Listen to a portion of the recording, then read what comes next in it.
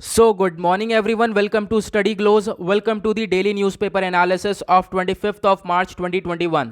तो गाइज आज है तारीख 25 मार्च 2021। अलग अलग न्यूज़पेपर से इंपॉर्टेंट आर्टिकल्स का डिस्कशन करेंगे हम लोग इस पर्टिकुलर वीडियो के अंदर। इस वीडियो को आप लोग डेली करंट अफेयर का वीडियो भी बोल सकते हो, क्योंकि यहाँ पर हम लोग इंपॉर्टेंट करंट अफेयर का डिस्कशन करने वाले हैं। So let's get start with a beautiful quote. तो कुछ नया सीखकर हम लोग अपने दिन की शुरुआत करेंगे। देखो यहाँ पे क्या बोला गया है, काफ़ी बढ़िया लगा मुझे ये। The only place where success comes before work is in the dictionary. यानी कि सक्सेस बिना काम किए कहाँ पे देखने को मिलेगी? सिर्फ और सिर्फ डिक्शनरी के अंदर। अदरवाइज अगर आप रियलिटी में देखोगे तो बहुत बड़ा डिफरेंस है। अगर आपको रियलिटी के अंदर सक्सेस चाहिए तो उसके पीछे लगती है एक लंबी चौड़ी मेहनत, ठीक है। और उसके लिए रेडी हो जाओ और आज ही से काम स्टार्ट कर दो। अपना गोल सेट करो और उस पर डेली बेसिस पे थोड़ा थोड़ा काम रोजाना करना स्टार्ट करो। चलो आगे बढ़ते हैं और एक बार नज़र मार लेते हैं कौन कौन से आर्टिकल्स का डिस्कशन करना है हमें इस वीडियो के अंदर। तो जैसा कि आप लोगों को मालूम है, इस वीडियो में मैं डेली बेसिस पे आप लोगों के लिए शॉर्ट प्लस लॉन्ग दोनों ही आर्टिकल्स को लेकर आता हूं, यानी प्रीलिम्स प्लस मेंस हम दोनों को अच्छी तरीके से हिट करते हैं और हर एक आर्टिकल को इस तरीके से कवर करते हैं कि अगर कोई भी एमसीक्यू आ जाता है किसी भी आर्टिकल से रिलेटेड तो आप उसको ईजिली सॉल्व कर पाओगे, या फिर मेंस आंसर राइटिंग आती है तो आप उसको वो भी आप आराम से कर पाओगे, ठीक है। तो आज का जो हमारा सबसे पहला आर्टिकल होने वाला है वो होगा नेशनल फिल्म अवार्ड्स के बारे में। तो अभी हाल ही में इन अवार्ड्स का अनाउंसमेंट करा गया है, तो हम जानेंगे कौन कौन से एक्टर हैं, कौन कौन सी एक्ट्रेस है जिनको ये बेस्ट कैटेगरी के अंदर ये अवार्ड मिला है, कौन से साल का ये अवार्ड है, ठीक है। और इसके बारे में काफ़ी कुछ जानने को मिलेगा। काफ़ी इंपॉर्टेंट आर्टिकल यहाँ पर ये हो जाता है। उसके बाद करेंगे बिल नेल्सन के बारे में। तो ये कौन पर्सनैलिटी है? अभी क्या हुआ है, यूएस के प्रेसिडेंट जो बाइडन ने नासा के नए एडमिनिस्ट्रेटर को अपॉइंट करा है जिनका नाम है बिल नेल्सन। इनके बारे में जानेंगे, नासा के बारे में जानेंगे, बहुत सारे अलग अलग फैक्ट्स है इसके बारे में हम पढ़ने वाले हैं इस वाले आर्टिकल के अंदर। उसके बाद हम लोग वर्ल्ड टीबी डे के बारे में जानेंगे। काफ़ी इंपॉर्टेंट आर्टिकल होने वाला है, टीबी के बारे में बताऊंगा, प्लस ये कब मनाया जाता है। तो अभी हाल ही में इसको सेलिब्रेट करा गया है, तो काफ़ी कुछ है। यानी कि जो ये तीनों ही आर्टिकल हैं ये सुपर इंपॉर्टेंट आर्टिकल होने वाले हैं। उसके बाद आगे हम बात करेंगे आर्टिकल इन डिटेल की। तो ये बहुत ही ज़्यादा इंपॉर्टेंट आर्टिकल होने वाला है सभी एग्जाम्स के पॉइंट ऑफ व्यू से, तो इसके ऊपर मैं डिटेल में चर्चा करने वाला हूँ।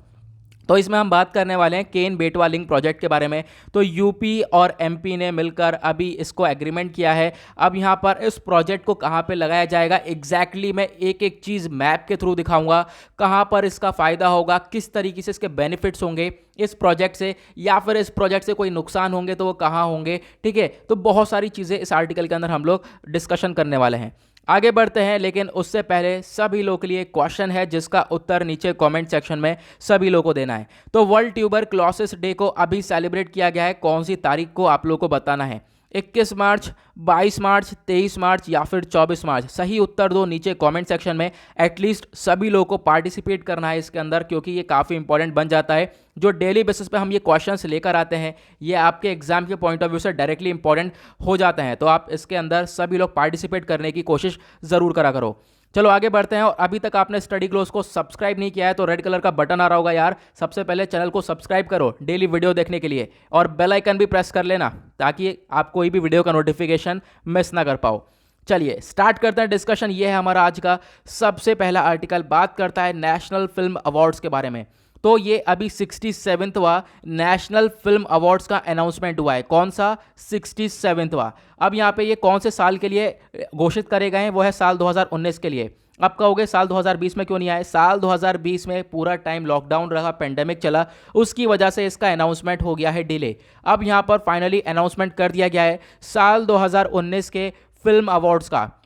तो हम लोग इसके बारे में चर्चा करेंगे। सबसे पहले आप देख पाओगे ये द हिंदू का आर्टिकल है, नेशनल फिल्म अवार्ड्स और कौन कौन से टॉप ऑनर्स हैं उनके बारे में भी हम लोग इसके अंदर बात करने वाले हैं। सबसे पहले तो हम बात करेंगे एक्टर की।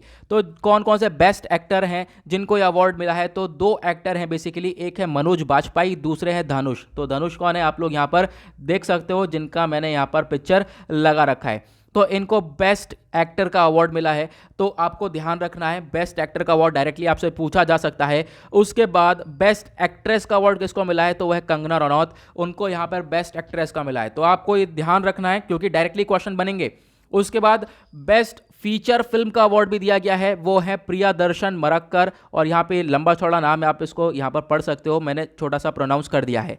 उसके बाद at the last best director award किसको मिला है, वो है संजय पूरन सिंह चौहान। तो आप ये 4 लोगों का नाम ध्यान रखना, बेस्ट एक्टर, बेस्ट एक्ट्रेस और बेस्ट डायरेक्टर और बेस्ट फीचर फिल्म। तो ये 4 लोग हैं जिनको ये बेस्ट ऑफ द अवार्ड मिले हैं of the 67th national film award. उसके साथ साथ एक और इंपॉर्टेंट चीज़ ये भी है, जो सिक्किम है, सिक्किम को भी मोस्ट फिल्म फ्रेंडली स्टेट का अवार्ड मिला है, यानी कि ज़्यादातर फिल्म्स की शूटिंग सिक्किम में देखने को मिलती है, काफ़ी सुंदर जगह है, तो उसकी वजह से सिक्किम को भी अवार्ड दिया गया है। कौन सा, मोस्ट फिल्म फ्रेंडली स्टेट का। ओके, यहाँ पे आगे बढ़ते हैं। उसके बाद आप लोग देख पाओगे सिक्किम कहाँ पर है, यह है इंडिया का मैप, और इंडिया के मैप में ये वाली जो एग्जैक्टली लोकेशन है, यहाँ पर है सिक्किम। ओके, नाउ आगे बढ़ते हैं। उसके बाद आते हैं आर्टिकल नंबर 2 की तरफ। बात करी गई है बिल नेल्सन के बारे में। तो यूएस के प्रेसिडेंट जो बाइडन ने नॉमिनेट करा है फॉर्मर सीनेटर को, ये फॉर्मर सीनेटर हैं बिल नेल्सन, इनकी आप पिक्चर देख सकोगे। अब ये सर्व करने वाले हैं नासा के एडमिनिस्ट्रेटर, कौन से, 14th एडमिनिस्ट्रेटर, यानी 14वें ये नासा के एडमिनिस्ट्रेटर की तरह सर्व करेंगे आने वाले टाइम पर। आप देख पाओगे ये इंडियन एक्सप्रेस का आर्टिकल है, who is bill Nelson NASA's new administrator. तो एक्सप्लेन पेज का आर्टिकल है, मतलब कि very very important for your government exams. Now आगे बढ़ते हैं। उसके बाद तो जो नेल्सन है ये सर्व करेंगे नासा के चीफ एग्जीक्यूटिव ऑफिसर की तरह, सीईओ की तरह सर्व करेंगे आने वाले टाइम पर, और डायरेक्टली अकाउंटेबल रहने वाले हैं प्रेसिडेंट बाइडन के लिए। ऑब्वियस सी बात है, बाइडन ने ही इनको अपॉइंट किया है, और इस रोल में, इन रोल में आप क्या कह सकते हो, इनका एक बहुत बड़ा विजन होने वाला है पूरी स्पेस एजेंसी को। आप कह सकते हो जब सीईओ की तरह ये चलने वाले हैं आगे, तो फिर सारी चीज़ों को देखभाल करेंगे, चाहे वो बजट से रिलेटेड हो, ठीक है, इस एजेंसी की परफॉर्मेंस हो, एसेट्स हो, इंटरनल कोई भी पॉलिसीज आती हैं वो सब चीज़ हो, तो सब चीज़ों की देखभाल अब यहाँ पर ये बिल नेल्सन करने वाले हैं। उसके बाद इनके बारे में जाने तो ये एक 1 टाइम एस्ट्रोनॉट रह चुके हैं। एक मिशन था STS-61C मिशन इन 1986। तो यहाँ पर आप कह सकते हो उस टाइम के ये एक 1 टाइम एस्ट्रोनॉट रह चुके हैं उस मिशन के। ओके, नाउ ये अब नासा को अपने आइडियाज़ वगैरह प्रेजेंट करेंगे। चलो आगे बढ़ते हैं। उसके बाद अब नासा क्या है बेसिकली इसके बारे में जान लेते हैं। वैसे तो मोस्टली लोगों को पता होगा, मोस्टली, ठीक है, लेकिन बहुत सारे स्टूडेंट्स हैं जो कि आप कह सकते हो 12th वगैरह देखते हैं, 10th वाले 11th वाले स्टूडेंट्स भी यहाँ पर देखते हैं इन वीडियोस को, तो उनके भी कमेंट्स आते हैं। तो यहाँ पे हम बात कर लेते हैं नासा की। तो national aeronautics and space administration इसकी फुल फॉर्म है। ये एक इंडिपेंडेंट एजेंसी है। कौन सी, स्पेस एजेंसी। इसका काम क्या है, स्पेस में जो भी हमारे मिसाइल एयरक्राफ्ट वगैरह जो भी हम लोग लॉन्च वगैरह करते हैं, ठीक है, स्पेस क्राफ्ट के थ्रू जो भी हमारी सैटेलाइट्स वगैरह लॉन्च करी जाती हैं, वो सब जो है नासा के थ्रू यहाँ पर करी जाती हैं, ठीक है। ज़्यादातर मतलब नासा का एक मोस्ट पॉपुलर नाम है स्पेस एजेंसी के उसमें कैटेगरी के अंदर, ये याद रखना, ठीक है। इंडिया के अंदर इस तरह की कौन सी एजेंसी है, वो है इसरो, याद रखना, इंडियन स्पेस रिसर्च ऑर्गेनाइजेशन। ये भी सैटेलाइट्स वगैरह काफ़ी हद तक लॉन्च करती है। इनफैक्ट हमारे पास जो इसरो है उसके पास और भी ज़्यादा कैपेबिलिटी है, वो दुनिया भर से सैटेलाइट्स को लॉन्च करती है, ठीक है। नाउ यहाँ पे फिलहाल हम लोग नासा की बात कर रहे हैं, वो दूसरा टॉपिक हो जाता है। तो इसकी फुल फॉर्म हमने देख लिया, national aeronautics space administration. US के अंदर ये बेस्ड बॉडी है, इसको एस्टेब्लिश करा गया था 1958 में। हेडक्वार्टर कहाँ पर है, मोस्ट इंपॉर्टेंट चीज़, हेडक्वार्टर इसका वॉशिंगटन डीसी के अंदर। फाउंडर कौन थे, ड्विट डी एसनहोवर यहाँ पर इसके फाउंडर थे। और कब फाउंड करा गया था, 1 अक्टूबर 1958 में, यूनाइटेड स्टेट्स के अंदर। नाउ यहाँ पे आप देख पाओगे एग्जैक्टली लोकेशन, तो ये है इंडिया का मैप, और इंडिया के मैप में आप देख पाओगे कंपैरिजन में ये वाला एरिया है वॉशिंगटन डीसी, यहाँ पर इस नासा का हेडक्वार्टर है। आई होप आप लोगों को ये क्लियर हो गया होगा। चलो बढ़ते हैं आगे। उसके बाद आते हैं इसी आर्टिकल से अटैच एक और छोटा सा आर्टिकल था इंडियन एक्सप्रेस न्यूज़पेपर के अंदर ही, वो भी मैंने यहाँ पर इसमें पीपीटीज में क्रिएट कर दिया है। अभी पिछले महीने नासा ने, आप कह सकते हो नासा ने अपॉइंट किया है चीफ ऑफ स्टाफ, यानी एक्टिंग चीफ ऑफ स्टाफ को अपॉइंट करा गया है। तो आपको ध्यान रखना है, अभी जो कौन है, अभी नासा के एडमिनिस्ट्रेटर को अपॉइंट करा गया है, किसके द्वारा, यूएस प्रेसिडेंट जो बाइडन के द्वारा। कौन है वो, बिल नेल्सन। लेकिन अभी पिछले महीने नासा ने अपॉइंट किया है नासा के खुद का एक्टिंग चीफ ऑफ स्टाफ, ठीक है, पूरे स्टाफ का एक चीफ होने वाला है, और उनका नाम है भव्य लाल। ये एक इंडियन अमेरिकन पर्सनैलिटी है, इनके बारे में ध्यान रखना। ये पर्सनैलिटी पहले बाइडन के अंडर में काम कर चुकी हैं, उनके रिव्यू टीम की तरह, ठीक है। अब यहाँ पर बहुत सारी चीज़ें आप लोग को जो है इस आर्टिकल से रिलेटेड बन जाती हैं, जो कि डायरेक्टली क्वेश्चन बन सकता है। देख पाओगे लाइव मिनट का आर्टिकल है, Indian American scientist Bhavya Lal को अपॉइंट करा गया है as a acting chief of staff of NASA. तो यहाँ पे आपको ध्यान रखना है, ये 2 क्वेश्चन काफ़ी इंपॉर्टेंट बन जाते हैं। इनफैक्ट सेकंड वाला तो काफ़ी इंपॉर्टेंट बन जाता है। आते हैं नेक्स्ट आर्टिकल की तरफ, आर्टिकल नंबर 3। नाउ बात करेंगे एक और इंपॉर्टेंट आर्टिकल की। यहाँ पे बोला गया है वर्ल्ड टीबी डे के बारे में। तो जो वर्ल्ड ट्यूबरक्यूलोसिस डे है, इसको ऑब्जर्व करा जाता है 24 मार्च को। ठीक है, इस बार भी 24 मार्च 2021 में हमने इसको सेलिब्रेट किया है। और क्यों? ताकि हम लोगों के बीच में एक जागरूकता फैला सके कि हाँ भाई, टीबी नाम की भी एक बहुत ही खतरनाक बीमारी हमारे सामने है, जिसको हमें जल्द से जल्द एंड करना है। ओके, उसके बाद आप देख पाओगे ये है यहाँ पर पीआईबी का आर्टिकल। और पीआईबी एक ऑथेंटिक वेबसाइट होती है किसकी? गवर्नमेंट ऑफ इंडिया की। तो यहाँ पे आपको सारे ऑथेंटिक आर्टिकल्स मिलते हैं। नाउ बात करते हैं हम यहाँ पर इसके बारे में। तो जो ये वर्ल्ड ट्यूबरक्यूलोसिस डे है, इसको ऑब्जर्व करा जाता है हर साल 24 मार्च को। ठीक है, आपका आंसर मालूम चल गया, लेकिन यहाँ पे आपको पहले ही बताना था वीडियो को पॉज करके। नाउ यहाँ पे अगर हम बात करें अब क्या हुआ था, यहाँ पर साल 1882 की बात है। तो 1882 में डॉक्टर रॉबर्ट कॉच ने एक अनाउंस किया था, उन्होंने एक बैक्टीरिया को डिस्कवर किया था, और वो बैक्टीरिया की वजह से ही ये टीबी हो जाता है। तो उसी वजह से हम लोग यहाँ पर फिर उसके बाद क्या हो गया, खोज होने लग गई कि हम लोग किस तरीके से जो है इस डिजीज़ को डायग्नोस करने के लगे, कि क्या क्या इसके और भी ज़्यादा एनालिसिस करने लगे, क्या क्या इसके इफेक्ट्स हो सकते हैं, फिर इसका सोल्यूशन निकालने में लग गए। ठीक है, लेकिन यहाँ पर बात यह है कि 1882 में एक साइंटिस्ट हैं जिनके द्वारा आप कह सकते हो इस बैक्टीरिया की खोज कर ली गई थी।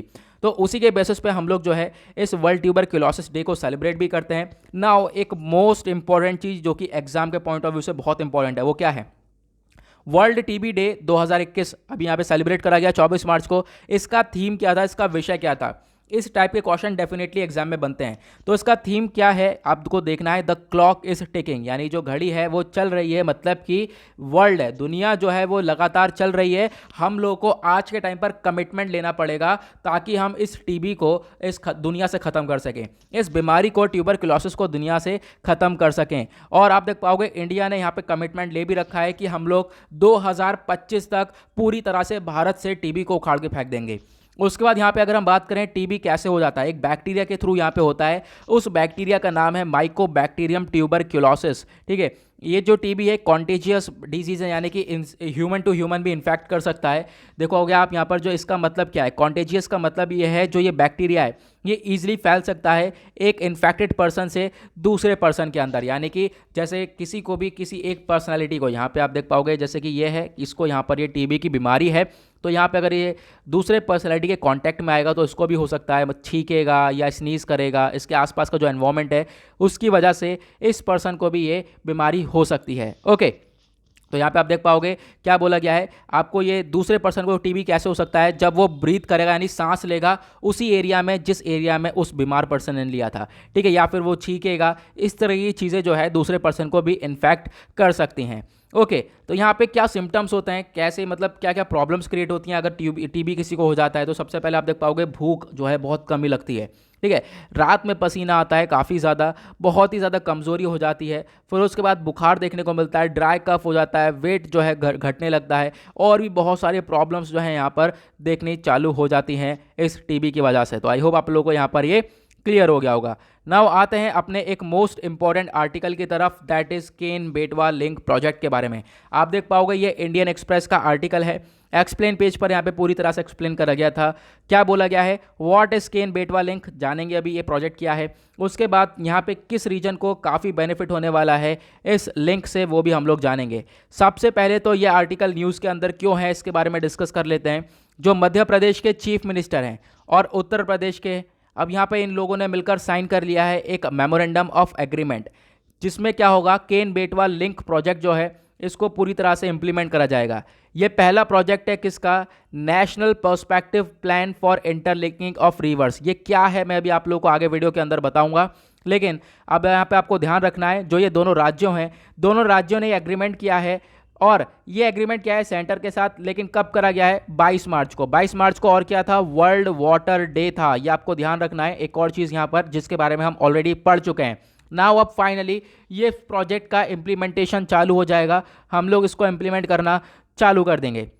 नाउ ये जो केन बेटवा लिंक प्रोजेक्ट है ये एक रिवर इंटरलिंकिंग प्रोजेक्ट है, यानी कि मान लो केन एक और नदी, एक नदी केन है और एक बेटवा नदी है, तो दोनों को हम लोग लिंक कर रहे हैं, तो इंटरलिंकिंग प्रोजेक्ट है। इसमें क्या होगा देखोगे, आप ध्यान से सुनना, एक बहुत इंपॉर्टेंट चीज़, जो इसमें क्या होगा, जो ट्रांसफ़र करेंगे हम लोग सरप्लस वाटर, जो केन रिवर है, आपको ध्यान रखना है केन बेटवा रीजन है, तो जो केन रिवर है, ये वाली नदी है, इससे हम लोग पानी, जो ज़्यादा पानी है यहाँ से, उसको ट्रांसफ़र करेंगे बेटवा नदी में। ठीक है, ये केन कहाँ पर है आप देख पाओगे, केन रिवर है एमपी में और बेटवा है यूपी के अंदर। तो आपको ध्यान रखना है केन रिवर से पानी को ट्रांसफ़र करा जाएगा बेटवा में, उस वजह से हम लोग ये लिंक बना रहे हैं, उस वजह से इसका नाम दिया गया है केन बेटवा लिंक प्रोजेक्ट। तो ध्यान से सुनना, ये सरप्लस वाटर है, यानी एक्स्ट्रा वाटर जो है उसको ट्रांसफ़र करा जाएगा। ठीक है, अब यहाँ पे एक्स्ट्रा वाटर ट्रांसफर करा जाएगा, तो इससे क्या होगा, जो बुंदेलखंड वाला रीजन है ना, वहाँ पे जो सूखा पड़ा हुआ है वो काफ़ी बेटर हो जाएगा। अब पानी की सप्लाई होगी तो जो एरिया सूखा पड़ा है वहाँ पे तो फायदा मिलेगा। तो कौन से रीजन को फायदा मिलेगा, डायरेक्टली क्वेश्चन बनेगा, वो है बुंदेलखंड रीजन, आपको ध्यान रखना है। ओके, चलो आगे बढ़ते हैं। उसके बाद अब यहाँ पे बात करें जो ये प्रोजेक्ट है, यहाँ पे आप देख पाओगे इस प्रोजेक्ट के अंदर ये जो इंटरलिंकिंग प्रोजेक्ट है, इसके अलावा क्या क्या हो रहा है। 77 मीटर का लंबा हम लोग 2 किलोमीटर वाइड दौधन डैम भी बनाएंगे, डैम। ठीक है, एक यहाँ पे बांध भी बनाया जा रहा है। ठीक है, इस बांध के ऊपर, ये प्रोजेक्ट के ऊपर काम होगा। साथ ही साथ एक 230 किलोमीटर का कैनाल भी हम लोग ये भी बिल्ड करने वाले हैं। ठीक है, आपको ध्यान रखना है, यहाँ पे एक दौधन डैम का प्रोजेक्ट लगाया जाएगा, साथ ही साथ 230 किलोमीटर का कैनाल यहाँ पे इसको भी लगाया जाएगा। नाउ ये जो केन और बेटवा ये इंटरलिंक प्रोजेक्ट है, ये one of the 30 river interlinking project है, यानी 30 में से एक लिंक ये भी है। हमारे पास 30 ऐसे और प्रोजेक्ट हैं। वो 30 प्रोजेक्ट कौन कौन से हैं मैं अभी आप लोगों को आगे बताने वाला हूँ अच्छे से। ठीक है, 30 में से हमारी कंट्री के अंदर इस टाइप के 30 प्रोजेक्ट हैं, उसमें से एक हमारे पास ये भी है केन बेटवा। नाउ ये जो प्रोजेक्ट है, इसको हमने डिसाइड तो बहुत पहले किया था कि ऐसे होना चाहिए, लेकिन जो है बहुत टाइम से हम इसको डिले करते जा रहे हैं। बहुत टाइम से कभी पॉलिटिकल कोई इश्यूज आ जाते थे, कोई एनवायरमेंटल इश्यूज आ जाते थे, उसकी वजह से ये प्रोजेक्ट देर पे देर होता हुआ आ गया है। नाउ अब ये जो एडवांटेजेस हैं इसके, वो क्या होंगे, यानी कि जो हम लोग रिवर्स हैं इनको इंटरलिंक करेंगे तो इसके एडवांटेजेस क्या होंगे। लेकिन पहले हम लोग मैप के थ्रू तो कवर कर लें। ठीक है, अच्छे से। तो यहाँ पे मैंने 3-4 मैप लगा रखे हैं, जिसमें भी आप कंफर्टेबल हो तो उसको आप लोग देख सकते हो। देखो ये वाला पहले तो आप देख पाओगे, यहाँ पर ये उत्तर प्रदेश वाला रीजन हो गया, ये मध्य प्रदेश वाला रीजन हो गया। यहाँ पर इस वाले एरिया में जो है, यहाँ पर हम लोग इंटरलिंक कर रहे हैं। तो कौन कौन सी रिवर है यहाँ पे आप लोग देख पाओगे, ये है केन रिवर, ठीक है, और ये वाली है बेटवा रिवर। अब इन रिवर को ऐसे करके इस वाली लाइन से जोड़ा जा रहा है। ठीक है, तो ये बेटवा केन बेटवा लिंक प्रोजेक्ट इस वजह से बोला गया। ये केन रिवर हो गई और ये यहाँ पे हो गई कौन सी रिवर, ये हो गई बेटवा रिवर, उसकी वजह से यहाँ पर इसको जोड़ा जा रहा है। नाउ आप देख पाओगे, आप यहाँ पर ये अंदाज़ा लगा सकते हो, ये यहाँ पर केन रिवर और यहाँ पे बेटवा रिवर, और जो है इस तरीके से लिंक यहाँ पर बनाया जा रहा है। नाउ यहाँ पे हम लोग एक और मैप देख सकते हैं, ये देख पाओगे, ये अगेन केन रिवर है और ये बेटवा रिवर है। और आपको ध्यान रखना है, ये बेटवा रिवर और जो केन रिवर है, ये दोनों ही यमुना की ट्रिब्यूटरीज हैं। आप देख पाओगे यमुना में जाकर जा रही हैं ये। ठीक है, यमुना की सहायक नदी हैं। तो आपको ध्यान रखना है, क्वेश्चन आपसे बन सकता है। तो इस तरीके से हम लोग ये लिंक बना रहे हैं। अब यहाँ पे आप देख पाओगे पन्ना भी है, पन्ना टाइगर रिजर्व जिसको हम लोग बोलते हैं। ठीक है, तो इसके बारे में भी हम लोग जानेंगे। अब एक और मैप देखो, ठीक है, जो सा मैप आपको अच्छा लगे वो मैप देख सकते हो आप। यहाँ पे हम लोग जो डैम बनाने वाले हैं, दौधन डैम जो प्रोजेक्ट है, ये तो हमारा लिंकिंग प्रोजेक्ट ये वाला हो गया। जो डैम है वो दौधन डैम यहाँ पे बनाया जाएगा, आप लोग ये देख सकते हो। ठीक है, ये आई होप आप लोगों को अब क्लियर हो गया होगा, ये केन और बेटवा के अंदर ये कौन सा नेटवर्क लिंकिंग हम लोग बना रहे हैं। उसके बाद यहाँ पे एक और मैप, तो मैंने ढेर सारे मैप्स लगा दिए हैं, आप लोग अच्छी तरीके से जो है जिसमें भी कंफर्टेबल हो उसको आप अच्छी तरीके से देख सकते हो। नाउ अब इससे इश्यूज़ क्या होंगे, इश्यूज़ से पहले हम लोग यहाँ पे कुछ और कवर कर रहे थे, हम उसको कवर कर लेते हैं। इससे एडवांटेजेस क्या होंगे। सबसे पहले तो देखो, जो बुंदेलखंड वाला रीजन है वहाँ पे पानी की कमी है, उसकी वहाँ पे सूखा पड़ा रहता है, तो वो जो पानी की कमी है वो सही हो जाएगी। ठीक है, ऑब्वियस सी बात है, जब वहाँ पे पानी पहुँचेगा तो फिर वो जो सूखा पड़ा हुआ है वहाँ पे थोड़ी सी हरियाली देखने को मिलेगी, नहीं मिलेगी, है ना। नाउ उसके बाद और क्या बेनिफिट होगा, फार्मर्स को बेनिफिट होगा, किसान को फ़ायदा पहुंचेगा। क्यों क्यों भाई, पहले किसान जो है वहाँ पे पानी नहीं पहुंच रहा है, सिंचाई नहीं कर पा रहे हैं, उसकी वजह से सुसाइड कर रहे थे। अब वहाँ पे पानी पहुंचेगा तो जो ये फार्मर्स सुसाइड कर रहे हैं उसका रेट कम हो जाएगा। ठीक है, अब यहाँ पे क्या होगा, इरिगेशन होगी, सिंचाई वगैरह को देखने को मिलेगी, जो पानी की वहाँ पे कमी थी वो थोड़ी सी पूर्ति होती हुई नजर आएगी। उसके बाद इलेक्ट्रिसिटी का प्रोडक्शन होगा। मैंने जैसा कि बताया, हम लोग डैम बना रहे हैं, बांध बना रहे हैं, तो उसके साथ साथ हम लोग बिजली का भी उत्पन्न करते हुए नजर आएंगे। 103 मेगावाट का हाइड्रो पावर हम लोग जनरेट करेंगे, ये प्रोड्यूस करेंगे। इससे काफ़ी कुछ प्रॉब्लम्स सही हो पाएंगी। ठीक है, इलेक्ट्रिसिटी प्रोड्यूस हो पाएगी, बिजली उत्पन्न कर पाएंगे। उसके साथ साथ हम लोग लगभग 62 लाख पीपल को जो है ये पानी दे पाएंगे, ये पीने लायक पानी दे पाएंगे इस प्रोजेक्ट की वजह से। तो ये काफ़ी बेनिफिशियल होने वाला है। उसके बाद एक रिजुविनेशन बायोडाइवर्सिटी के बारे में भी एक ये आप कह सकते हो, उसको भी बेनिफिट मिलेगा। जैसा मैंने भी बताया, पन्ना टाइगर रिजर्व पड़ता है यहाँ पर, ठीक है। पन्ना टाइगर रिजर्व अब पड़ता है तो क्या होगा, यहाँ से अब लिंकिंग हो रही है तो उसकी वजह से भी जो आप कह सकते हो वाटर स्केर्स रीजन है, यानी कि जहाँ पर पानी की कमी है वहाँ पर भी पानी पहुँचेगा। अब वहाँ पे भी पानी पहुँचेगा तो उसकी वजह से बायोडाइवर्सिटी है वो काफ़ी अच्छी से निकल के आएगी और वहाँ पे काफ़ी हरियाली होती हुई नजर आएगी, ठीक है। क्योंकि इस प्रोजेक्ट का ना थोड़ा सा हम लोग बढ़ा रहे हैं इस रिजर्व की साइड पर। ये जो पन्ना टाइगर रिजर्व है इसके अंदर ही थोड़ा सा यहाँ पे प्रोजेक्ट बढ़ता हुआ इसके अंदर से थोड़ा सा आ जाएगा। तो फिर यहाँ पर ये तो एक तरफ फ़ायदा भी होगा इसका, दूसरी तरफ इसका नुकसान भी है। क्या नुकसान है अभी मैं आप लोगों को आगे बताऊंगा। पन्ना टाइगर रिजर्व आप लोग यहाँ पर ये देख पाओगे, ठीक है। तो यहाँ पर ये है। नाउ आगे बढ़ते हैं, उसके बाद हम लोग आगे की साइड। अब यहाँ पे इससे प्रॉब्लम्स क्या क्रिएट हो रही हैं। प्रॉब्लम्स ये है, पहली तो एनवायरमेंटल प्रॉब्लम है। एनवायरमेंटल प्रॉब्लम क्या है कि जो पन्ना टाइगर रिजर्व है आप वहाँ से इस प्रोजेक्ट को पास करोगे। अब ये जो प्रोजेक्ट वहाँ से पास होगा तो आधी ज़मीन तो वहाँ पे घिर जाएगी, उससे आधी ज़मीन पे तो वो जो प्रोजेक्ट लग जाएगा तो जो लोग वहाँ पे जो जानवर हैं उनके लिए कम जगह कम बचेगी, ठीक है। एक नुकसान ये होगा, ठीक है। तो जो हैबिटेट है टाइगर हैबिटेट वो थोड़ा सा कम हो जाएगा। उसके बाद इकोनॉमिक नुकसान भी हो रहा है, मतलब भाई पैसा भी खर्च हो रहा है, ऑब्वियस सी बात है, बिना पैसे के तो लगेगा नहीं। तो एक बहुत ही बड़ी रकम, ह्यूज इकोनॉमिक कॉस्ट लगेगा इसके अंदर इसको इम्प्लीमेंट करने के लिए। इसको फिर बाद में इम्प्लीमेंट करके हम छोड़ थोड़ी ना देंगे, बाद में हमें इसको मेंटेन भी करना पड़ेगा, ठीक है। बार बार जब भी कोई आप कह सकते हो डैमेजेस होते हैं तो हमें मेंटेन करते रहना पड़ेगा, तो उसमें भी काफ़ी पैसा लग जाएगा। तो एक इकोनॉमिक कॉस्ट भी लगने वाला है। तो दो नुकसान ये हो गए। नाउ ये केन बेटवा रिवर्स क्या है इसके बारे में डिस्कस कर लेते हैं। केन और बेटवा रिवर्स ये जो आप कह सकते हो ये ओरिजिनेट होती हैं एमपी में, ठीक है, मध्य प्रदेश से ओरिजिनेट होती हैं। और फिर ट्रिब्यूटरीज जो है ये ट्रिब्यूटरीज हैं यमुना की, ठीक है। यमुना की सहायक नदियाँ हैं, तो आपको इसके बारे में ध्यान रखना है। मैं पहले भी बता चुका हूँ, अभी मैंने आपको दिखाया था। उसके बाद जो केन नदी है वो यमुना से मिलती है कहाँ पर, ये जो केन वाली नदी है यमुना से मिलती है बांदा डिस्ट्रिक्ट के अंदर जो कि उत्तर प्रदेश में है। उसके बाद जो बेटवा नदी है वो यमुना से मिलती है कहाँ पर, हमीरपुर डिस्ट्रिक्ट ऑफ यूपी में, ठीक है। यहाँ पर ये दो चीज़ें हो गई। नाउ सॉरी, यमुना से नहीं, यहाँ पे आप देख पाओगे जो केन नदी है वो यमुना से मिलती है कहाँ पर, बांदा डिस्ट्रिक्ट ऑफ यूपी के अंदर, और बेटवा से मिलती है हमीरपुर डिस्ट्रिक्ट ऑफ यूपी के अंदर। ये था। उसके बाद जो राजघाट, परिचा और मतिला, ठीक है, मतातिला, यहाँ पे जो ये डैम्स हैं ये बने हुए हैं बेटवा रिवर के ऊपर। बेटवा रिवर के ऊपर 3 डैम्स हैं बेसिकली, आपको ध्यान रखना है। उसके बाद जो ये केन रिवर है ये पास होती है पन्ना टाइगर रिजर्व से, ये भी आप लोगों को ध्यान रखना है, ये लाइन इंपॉर्टेंट हो जाती है। केन रिवर कहाँ से पास होती है, पन्ना टाइगर रिजर्व से। नाउ आते हैं नेक्स्ट एक पॉइंट की तरफ। यहाँ पे बात करी गई है नेशनल पर्सपेक्टिव प्लान के बारे में। तो मैंने जैसे बताया ये नेशनल पर्सपेक्टिव प्लान का ही प्रोजेक्ट था।